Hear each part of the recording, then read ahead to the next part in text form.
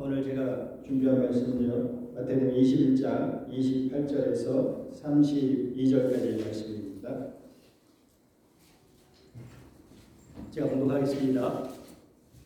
그러나 너희 생각에는 어떠하냐? 어떤 사람에게 두 아들이 있는데 맏아들에게 가서 이르되 오늘 포도원에 가서 일하라 하니 대답하여 이르되 아버지 가겠나이다 하더니 가지 아니하고 둘째 아들에게 가서 또 그와 같이 말하니 대답하여 이르되 실소이다 하였다가 그 후에 뉘우쳐 갔으니 그 둘 중에 누가 아버지 뜻대로 하였느냐? 이르되 둘째 아들이니라. 예수께서 그들에게 이르시되 내가 진실로 진실로 너에게 이르노니 세리들과 창녀들이 너희보다 먼저 하나님의 나라에 들어가리라.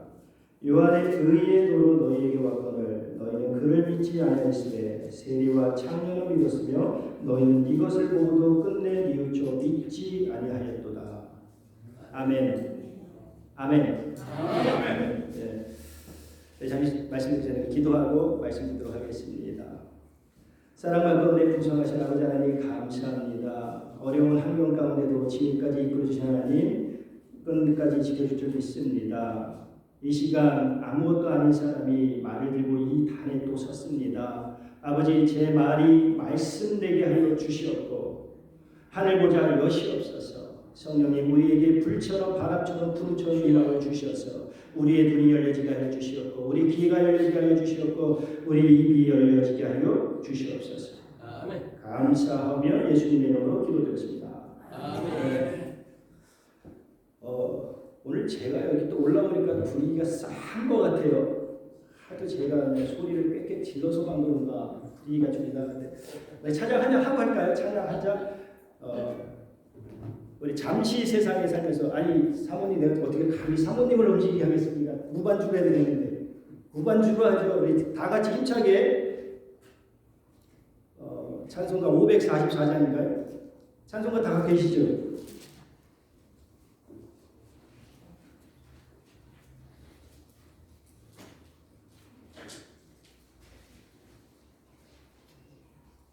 우리 잠시 세상에 살면서 1절만 하겠습니다. 힘차게 박수치면서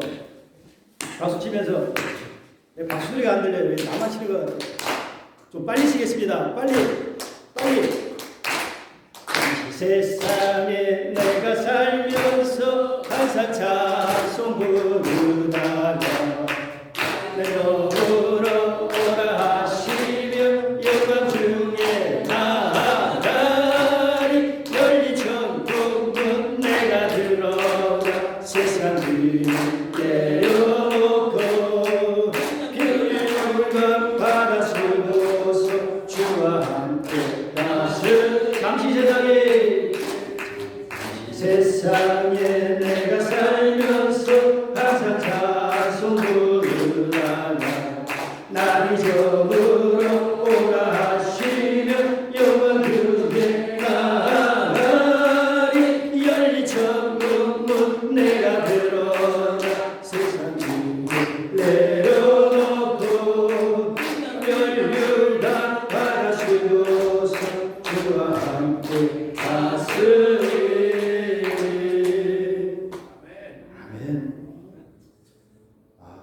우리가 이 세상에 사는 동안에요 정말 하나님 나라의 생활 방식, 천국의 생활 방식대로 살지 않으면 다가오는 천국에 들어갈 수 없기 때문에 우리는 정말 하나님의 생활 방식, 천국의 생활 방식대로 살아가야 합니다.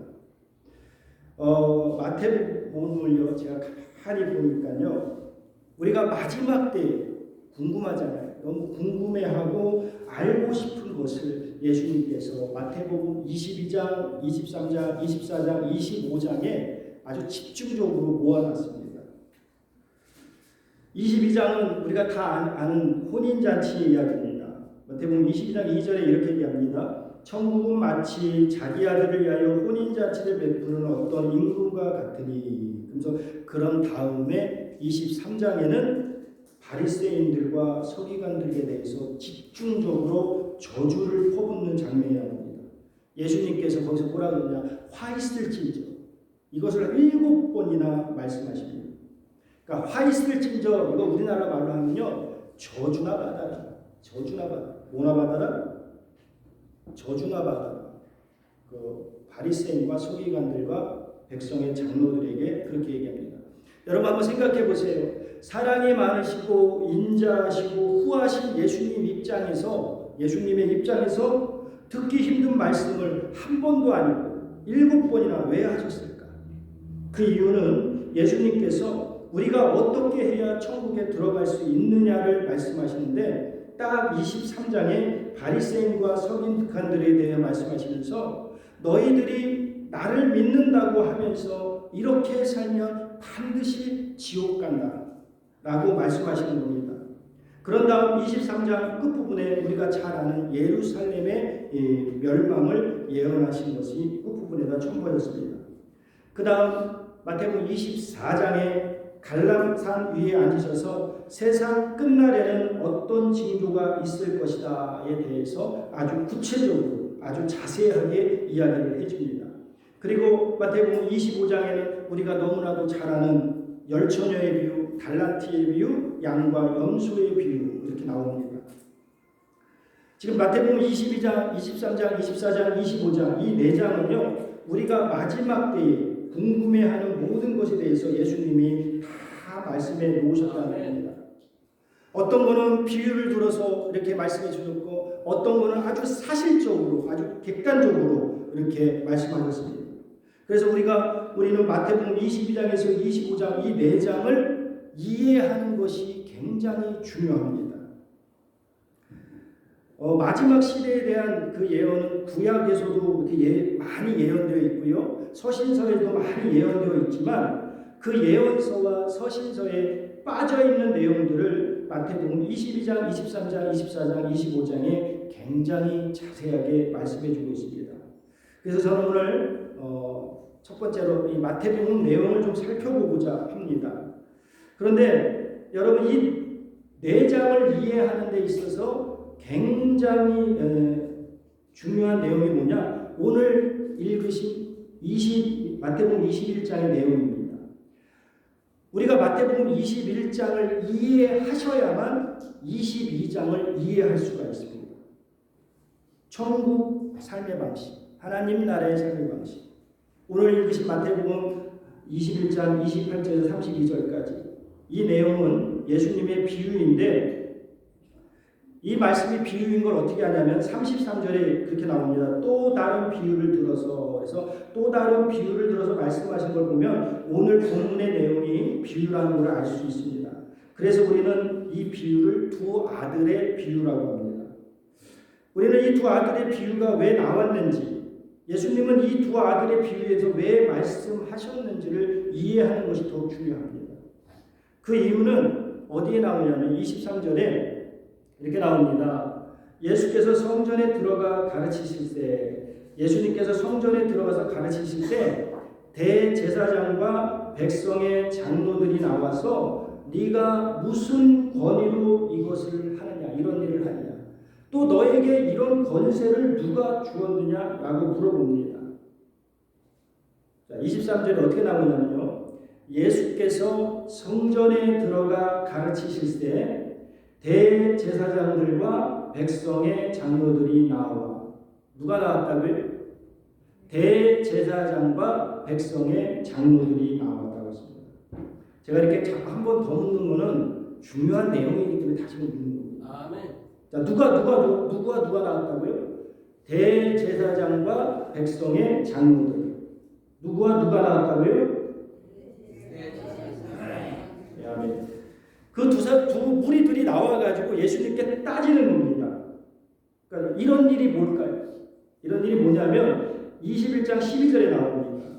자, 예수님께서 성전에 들어가서 성전 안에서 매매하는 모든 사람들을 내쫓으시며 돈 바꾸는 사람들의 상과 비둘기 파는 사람들의 의자를 들러 엎으시고 무슨 내용이요? 성전 정화 내용이잖아요. 성전 정화. 그 성전 정화시키는 예수님께서 성전에 딱 들어가셔가지고 성전을 뒤엎어 놓으시는 거예요. 성전을 완전히 쑥대밭을 만들어 놓으셨습니다. 그러니까 성전을 깨끗하게 정화하셨습니다.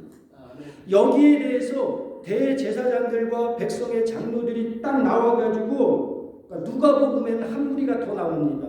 서기관, 대제사장과 서기관과 백성의 장로들, 이렇게 세 무리가 나옵니다. 세 무리가 딱 나와가지고서 예수님의 권위에 대해서 묻는 거예요. 누가 당신에게 이런 권세를 줬냐? 당신이 무슨 권세로 이런 일을 하냐라고 물어보는 겁니다. 그랬더니 예수님이 뭐라 그럴까요? 내가 권세 있지? 이렇게 대답했을까요? 아니요. 예수님이 그러면 오히려 내가 한번 물어보자. 내가 이렇게 질문하는 거에 너희가 답변을 하면 나도 무슨 권세로 이런 일을 행하는지 말해주겠다라고 합니다. 그러면서 하신 말씀이 뭐냐면 세례 요한의 세례가 하늘로부터 왔냐 사람으로부터 왔냐 이렇게 물어봅니다. 하늘로부터 왔다고 하면 왜 세례 요한을 믿지 아니하냐 할 것이고, 사람에게서 왔다 그러면 사람들이 세례 요한을 다 선지자라고 알고 있는데 사람들이 두려워가지고 이렇게 대답도 못하고 저렇게 대답도 못하고 이렇게 대제사장들과 그 장로들이 잔머리를 굴리고 있습니다. 여러분 신앙생활하면서 잔머리 굴리면 안 됩니다. 아멘. 그래서 그들이 예수님께 뭐라고 대답하냐면요, 대답할 수 없다. 모르겠다. 그러니까 예수님도 나도 너희에게 대답할 수 없다. 그런 다음에 하신 비유가 바로 이 두 아들의 비유입니다. 이해되십니까? 이해되시는 분 아멘. 이 두 아들의 비유는 우리가 잘 아는 것처럼 어떤 사람이 아들이 두 명이 있었습니다. 첫째 아들이 있고 둘째 아들이 있었습니다. 첫째 아들에게 포도원에 가서 일을 하라고 했더니 첫째 아들이 예 장남이 제가 가야죠 하고 대답은 잘하면서 가서 하질 않았습니다. 그런데 둘째 아들 보고 가서 포도원에 가서 일 좀 해라 그랬더니 싫어요. 내가 왜 갑니까? 그렇게 말을 하다가 아버지가 말씀하신 것을 회개하고 돌이키고 뉘우쳐서 일하러 갔다는 겁니다. 즉 회개를 했다는 겁니다. 그런 다음에 예수님께서 물어봅니다. 이 둘 중에 누가 아버지의 뜻대로 행했느냐? 이 둘 중에 누가 아버지 뜻대로 행했느냐? 답은 둘째 아들입니다. 여러분은 이 비유를 다 아실 겁니다. 이 비유를 이해 못하시는 분은 없을 거예요. 초등학생 실력은 다 이해를 하십니다. 무슨 이야기냐면 첫째 아들이 순종할 것처럼 했다가 안 했고 둘째 아들은 순종 안 할 것처럼 했다가 결과적으로는 순종한 것은 둘째 아들이다. 그래서 둘째 아들이 아버지의 뜻대로 행했다. 이런 내용입니다. 그런 다음에 예수님께서 아주 충격적인 말씀을 하시는데 그 둘 중에 누가 아버지의 뜻대로 행하였느냐? 대제사장과 장로들이 둘째 아들이죠 라고 대답을 합니다. 근데 그 말이 떨어지기 무섭게 예수님께서 하신 말씀이 내가 진실로 너희에게 이르노니 너희는 누굽니까? 대제사장과 백성의 장로들. 내가 진실로 너희에게 이르노니 세리들과 창녀들이 너희보다 먼저 하나님의 나라에 들어가리라. 세리들과 창녀들이 너희들보다 먼저 하나님 나라에 들어갈 것이다. 그러면서 요한의 의의 도로 너희에게 왔거늘 너희는 믿지 아니하였을 때 세리와 창녀를 믿었으니 너희는 이것을 보고도 끝내 뉘우쳐 믿지 아니하였도다. 이렇게 얘기합니다. 저도 한때는 이 말씀을 이해하는데 한 가지 주의할 사항이 있어요. 저도 이런 설교를 전에 들어본 적이 있는데 대체 신학한 사람들이 대부분 이런 소리를 많이 해요. 첫째 아들은 이스라엘 백성이다. 유대인이다. 그들은 하나님의 율법을 받고 순종하겠습니다 하고 불순종했다. 둘째 아들은 이방인이다. 그리스도인. 처음엔 거부했다. 나중엔 순종했다. 그럴싸하게 들려요. 이 소리가. 근데 그럴싸하게 들리는 게 문제예요. 여러분 여태까지 내가 설명드렸잖아요. 예수님이 이 말씀을 설명하신 것이 대제사장과 백성의 장로들. 예수님의 권위에 도전했을 때 예수님께서 하신 말씀이 이야기 좀 들어봐라. 어떤 사람이 아들이 둘 있는데 어떤 아들이 예 했다가 하지 않고 어떤 아들은 아니요 했다가 일을 했고 너희들의 생각에 누가 아버지 뜻대로 행했느냐. 그들이 둘째 아들입니다. 그 말이 떨어지기 무섭게 예수님께서 너희에게 이르되 너희보다 세리와 창녀들이 먼저 천국에 들어갈 것이다. 그랬다는 겁니다. 그래도 첫째 아들이 유대인, 둘째 아들이 유대인가? 아닙니다. 아니라는 거죠. 우리는 이 비유를 이해하는 데서 제일 중요한 것은 문맥인데 지금 예수님은 첫째 아들과 둘째 아들을 비교하면서 대조하고 계십니다. 첫째 아들과 둘째 아들을 대조하고 계십니다. 그러면 뭐냐? 대제사장과 백성의 장로들과 세리와 창녀들을 비교하고 계시는 겁니다. 비유하죠. 이런 비유를 어디서 찾아볼 수 있느냐면요, 구약 성경에서 나단 선지자와 다윗의 만남에서 찾아볼 수가 있습니다. 다윗이 자기의 신랑 우레아의 아내 밧세바를 얻기 위해서 엄청난 죄를 지었습니다. 근데 그럴 때 나단 선지자가 다윗을 찾아와서 처음부터 당신 엄청난 잘못을 했어 이렇게 하지 않고요, 어떻게 말을 했냐면요, 어느 부자가 있는데 그 사람은 양이 엄청나게 많고 옆집에 가난한 사람이 사는데 이 사람은 양이 한 마리 있어. 근데 이 부자, 어느 날 이 부자에게 친구가 찾아왔는데 그 친구를 대접하기 위해서 옆집에서는 그 가난한 그 한 마리 있는 양을 치하다가 그 친구를 대접했어. 이렇게 이야기를 합니다. 근데 이야기를 듣고 다윗이 노발대발합니다. 노발대발할 때 나단 선지자가 그게 바로 당신이야, 이렇게 얘기하는 것처럼 예수님이 지금 다른 이야기를 한 게 아닙니다. 첫째, 둘째 이야기를 하다가 당신이 바로 불순종의 아들이야 라고 말을 하고 있는 것입니다.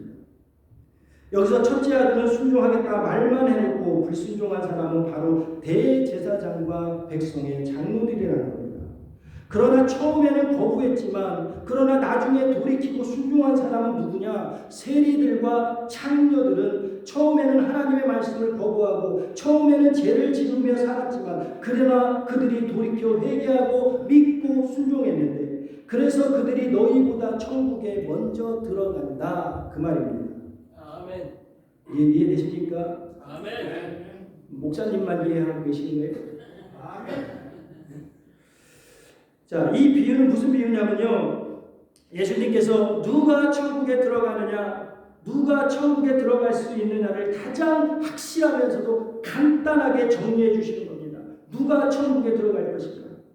당연히 천국에 들어갈 것이라고 착각했던 대제사장들과 서기관들과 백성의 장로들을 예수님께서는 너희들은 못 들어간다 말씀하셨고, 대제사장과 백성의 장로들이 당연히 그들은 천국에 못 들어간다고 말했던 세리와 창녀들이 먼저 들어간다는 거예요. 왜 그럴까요? 정작 들어갈 것이라고 기대하고 살았던 사람들은 들어가지 못하고 들어가리라 생각하지도 못했던, 세상에서는 보기에는 가장 밑바닥에 사는 사람들, 가장 천시받고 가장 멸시받고 죄인 취급당하는 세리들과 창녀들은 왜 천국에 먼저 들어가느냐는 거예요. 예수님이 이걸 말씀하신 겁니다. 그 이유는 그들이 회개하고 믿었기 때문입니다. 아멘. 그들은 순종했기 때문입니다. 이것을 예수님이 지금 말씀해 주고 계시는 겁니다. 이들이 왜 천국에 들어갔느냐에 대해서 예수님은 첫 번째로 순종을 말씀하고 계십니다. 31절에 그 둘 중에 누가 아버지 뜻대로 행했느냐, 누가 아버지의 뜻대로 행했느냐, 누가 아버지의 뜻대로 행했느냐. 어디서 많이 듣던 소리 같지 않아요? 예수님께서 뭐라고 하십니까? 나더러 주여 주여 하는 자마다 천국에 다 들어갈 것이 아니다. 입으로 주여 주여 한다고 들어가는 것이 아니다. 다만 하늘에 계신 내 아버지의 뜻대로 행하는 자라야 천국에 들어가는 것이다. 아멘. 예수님이 지금 똑같은 말씀하고 계신 겁니다. 왜 세리들과 창녀들은 천국에 들어갈 줄 아느냐? 아버지의 뜻대로 행했기 때문이다. 순종했기 때문이다. 누가 진짜 아들이냐? 입으로만 하나님 아버지 아버지 부른다고 그게 진짜 아들이냐? 아니다. 내가 하나님의 아들인 것을 증명하는 길은 순종하는 것이다. 왜 한 번씩 간다? 내가 하나님의 진짜 아들이라는 것을 증명하는 길은 순종하는 것이다. 아멘. 내 아버지의 뜻대로 행하는 자가 진짜 하나님의 아들이다. 이 말이라는 겁니다. 이 말씀은 대제사장들과 서기관들과 장로들을 향해서 하는 말입니다. 나중에 나옵니다마는 이 이 비유, 이 다른 또 다른 비유를 듣고선요, 대제사장과 서기관들과 장로들이요, 이 비유를 자기들에게 한 말인 줄 알고 예수님을 잡아 죽이려고 하잖아요. 대제사장과 백성의 장로들은 예수님의 이야기를 듣고 눈치를 챘습니다. 이야기를 들으면서 저게 나에게 하는 소리구나 하고 눈치를 챕니다. 그래서 마태복음 23장에 이렇게 나옵니다. 이에 예수께서 무리와 제자들에게 말씀하여 이르시되 서기관들과 바리새인들이 모세의 자리에 앉았으니 그러므로 무엇이든지 그들이 말하는 바는 행하고 지키되 그들이 하는 행위는 본받지 말라. 그들은 말만 하고 행하지 아니하고 그들은 말만 하고 행하지 아니한다라고 말합니다. 이 말씀은 예수님이 단도직입적으로 그 당시 하나님의 말씀을 연구하고 가르치는 바리새인과 서기관과 대제사장들과 장로들에 대해서 직접적으로 하신 말씀입니다. 너희들은 말만 하고 행하지 않기 때문에 결론은 말하면 불순종하기 때문에 너희들은 절대 천국에 들어가지 못한다. 그러면서 이들에게 저주가 있을지어다 하있을지어다 23장에 7번씩이나 그렇게 말씀하는 것인 겁니다. 지금 예수님이 이 말씀을 하신 이유는 예수님의 권위에 도전했던 대제사장과 서기관들과 장로들에게 하신 말씀입니다. 그 다음 두 번째로 세리와 창녀들은 왜 천국에 들어갔습니까? 32절에 요한의 의의 도로 너희에게 왔거늘, 이 말은 두 가지로 해석할 수 있는데 그가 하나님의 의의 도를 따라와서 그대로 행한다는 뜻이고, 또 다른 하나는 의의 도이신 예수님께로 사람을 인도하였다라고 해석하기도 합니다. 요한의 의의 도로 너희에게 왔거늘 너희는 그를 믿지 아니하시되 너희는 누구예요? 대제사장과 백성의 장로들, 서기관. 그들은 누구예요? 대제사장과 서기관과 백성의 장로들. 너희는 세례 요한을 믿지 아니하였다. 의의 도로 왔거늘 불구하고 그러나 세리와 창녀는 믿었으며 너희는 이것을 보고도 끝내 뉘우쳐 믿지 아니하였다. 끝내 회개하고 니치지 않고 믿지 않았다. 이렇게 말을 합니다. 여러분, 우리는 세례 요한의 사역을 잘 압니다. 이사야의 예언되길 뭐라고 나오니까 주의 길을 예비하는 것이다 그랬습니다.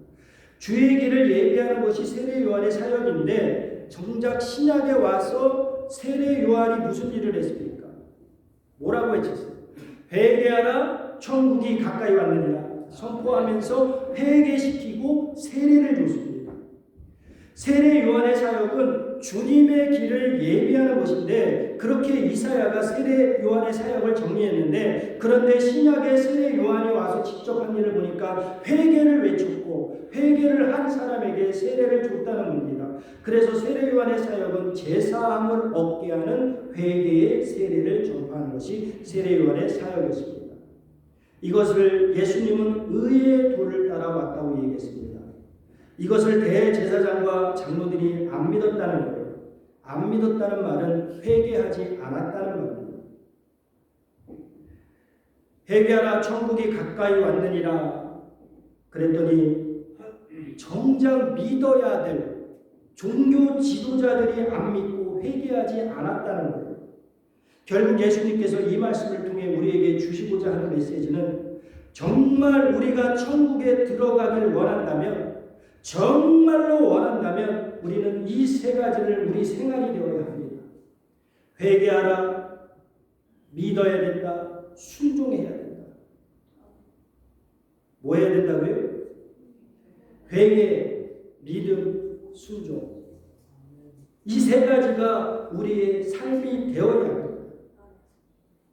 내가 이 땅에 살 때 마음대로 살아도 천국에 들어가는 것이 아니라 오늘부터 천국의 방식대로 살아야 천국에 들어간다는 것입니다.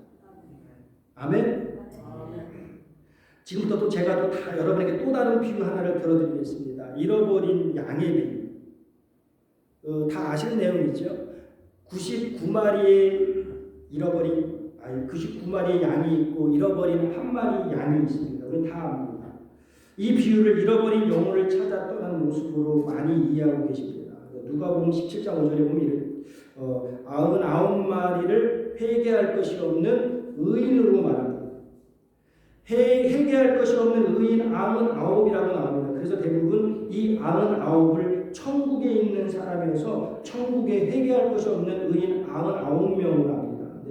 하나님은 이 사람들은 이미 구원받았기 때문에 이 사람들에 대해서는 관심이 있는 것이 아니라 지금 세상에서 죄짓고 방황하는 길 잃어버린 양에 대해서 관심이 있을 것이다. 그러니까 우리는 그 잃어버린 양을 찾아서 구원해야 한다라고 많은 사람들에게 들으시고 그렇게 이해를 하십니다.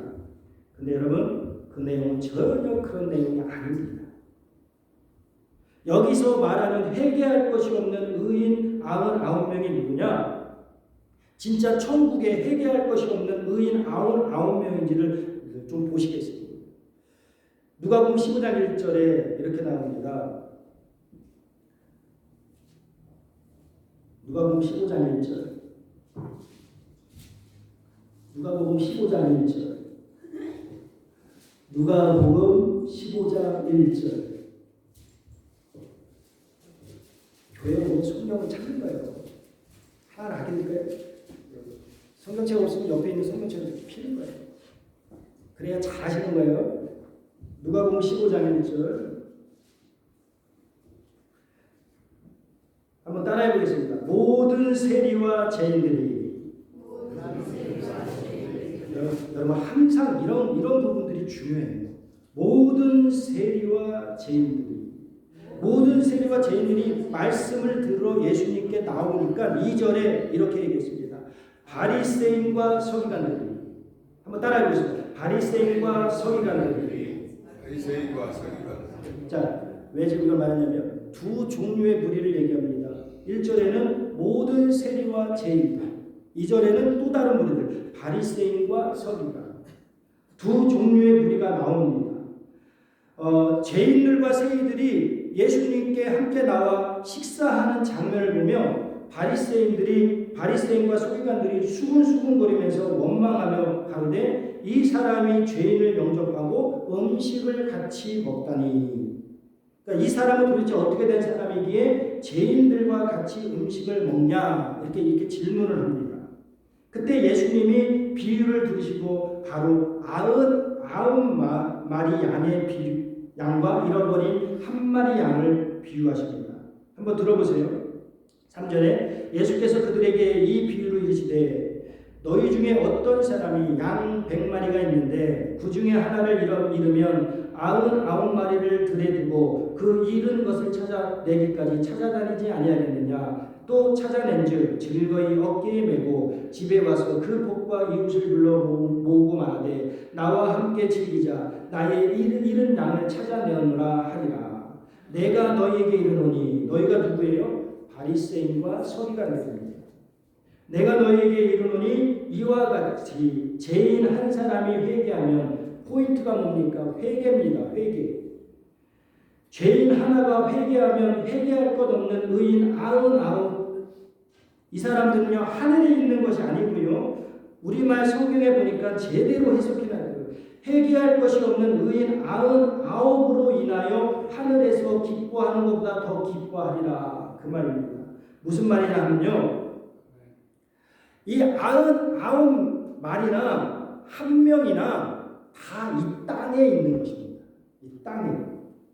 99명이 구원받아서 천국에 있는 것이 아니에요. 99명도 이 땅에 있고 한 명도 이 땅에 있는데 이 두 그룹의 차이는 한 명은 회개할 것이 있는 죄인이고 99명은 회개할 것이 없는 의인이란 말입니다.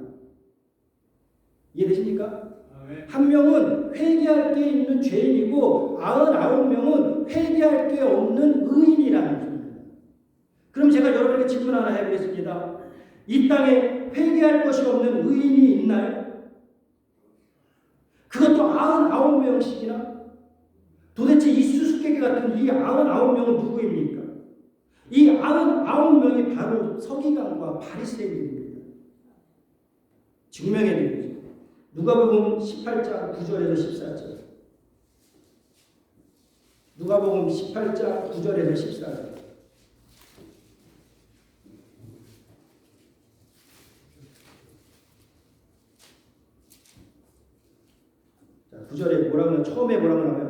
또 자기를 의롭다고 믿고 다른 사람을 멸시하는 자들에게 자기를 의롭다고 믿어요. 의인이죠. 다른 사람을 멸시하는 사람 누구일까요? 바리새인과 서기관들입니다. 이 비유로 말씀하시되 두 사람이 기도하러 성전에 올라가니 하나는 바리새인이요 하나는 세리라. 예수님이 계속해서 두 사람을 등장시킵니다. 누구와 누구예요? 바리새인과 세리. 바리새인은 서서 따로 기도하여 그러되 하나님이여 나는 다른 사람들 어떤 사람들 곧 토색 불이 간음하는 자들과 같지 아니하고 이 세리와도 같지 아니함을 감사합니다. 나는 죄인들과 세리들과 다릅니다. 왜? 나는 의인이기 때문에. 나는 회개할 게 없는 사람입니다. 나는 휘레에 2번씩 금식하고 또 소득의 11조 드리나이다 하고 신앙생활 열심히 잘합니까? 세리는 멀리 서서 감히 눈을 들어 하늘을 우러러 보지도 못하고 다만 가슴을 치며 가로되 하나님이여 불쌍히 여기소서 나는 죄인이로소이다 하였나이다. 내가 너에게 이르노니 이 사람이 저보다 의롭다 하심을 받고 집에 내려갔느니라. 지금 예수님이 무슨 말씀을 하시는지 이해가 되십니까? 바리새인과 서기관들과 대제사장과 장로들은 자기 자신들이 누가 이제 자기 자신들이 스스로 의인이라고 믿었던 겁니다. 자기 자신들은 의인. 왜? 신앙생활 잘하고 소득의 11조 드리고 뭐 간음 불의 토세 이런 거 안 하니까. 그래서 자기는 회개할 게 없다고 믿었던 겁니다. 그러나 세리나 장로들은 내가 죄인입니다. 불쌍히 여겨달라고 회개했다는 겁니다. 회개할 것이 없는 의인 99명이 누구냐? 바로 회개할 것이 없다고 자기 스스로 의인이라고 자처하고 믿던 이 종교 지도자들이 이 땅에 회개할 것이 없는 의인 99명은 없어요. 자기 자신들이 그렇게 생각하는 겁니다. 의인은 없나니 하나도 없나니. 로마서 3장 10절이 말씀하잖아요. 그러면 누구를 말하는 것이? 회개할 것이 없다고 스스로 의인이라고 믿는 바로 그 바리새인과 사두개인과 종교 지도자들과 백성의 장로들과 대제사장들을 가리켜서 하는 말이죠. 결론은 우리는 불보듯 뻔합니다. 지금 우리는 저를 포함해서 종교 지도자들 여기도 목사님들이 많이 계시는데 자기를 의롭다고 말을 하는 사람들 저는 여러분에게 부탁드립니다. 착각하며 살지 않도록 회개 없이는 의인이 아니라 가슴을 치며 회개하는 세리가 되어서 천국에 꼭 가게 해달라고 기도를 부탁드립니다. 누가복음 5장 31절에도 예수님은 그렇게 말씀하셨잖아요. 예수께서 대답하여 가라사대 건강한 자에게는 의원이 있을 게 없고 병든 자에게야 쓸 데 있나니 내가 의인을 불러러 온 것이 아니요 죄인을 불러 회개시키러 왔노라. 누구를 불러요? 죄인을 불러 회개시키러 왔노라. 아멘.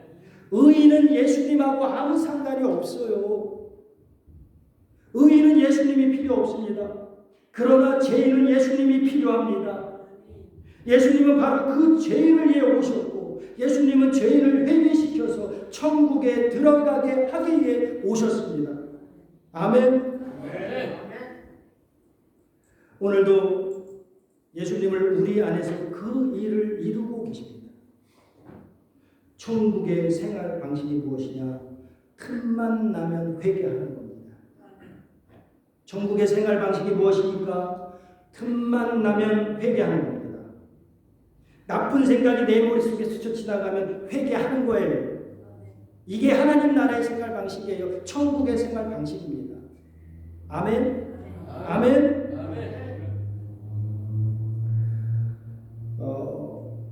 제가 2주 전에 목사님에게 설교를 부탁을 받았는데 가정의 달이니까 가정의 달에 설교를 한번 들읍시다. 좀 그 부탁인데 제가 2주 동안 하나님께 목사님에게 이런 부탁을 받았는데 주님 어떤 말씀을 전해야 될까요? 제가 일을 하면서 새우를 까면서 그래서 계속 속으로 생각하며 기도하며 하는데 말씀을 안 주셔요. 안 주셔요. 그러다가 어저께 불현듯 이 말씀을 주시는 거예요. 그래서 갖고 올라왔습니다. 그래서 가정의 달이잖아요. 그래서 속으로 하나님께서 그러시는 거예요. 김정도 목사님이 가정의 달 설교 다 했는데 뭐 너까지 올라가서 그 설교를 하려 그러냐 그러실 것 같아요. 그래서 오늘 말씀을 주님이 주신 말씀대로 이게 회개 천국 하나님 나라에 살면서 준비했는데요. 제가 가정의 달을 맞이했어요. 여러분에게 한 가지 좀 제안을 하고 싶습니다. 특히 한국 남자분들은 유교 사상이 좀 강해가지고 남자는 하늘, 여자는 땅. 저 역시도 그랬어요. 이런 사상이 좀 강해요. 그 틈만 나면 여자 보려면 네가 뭐하냐. 음식을 해줘도 뭐 밥을 해줘도 에이 맵니 짜니 에이 2% 부족하니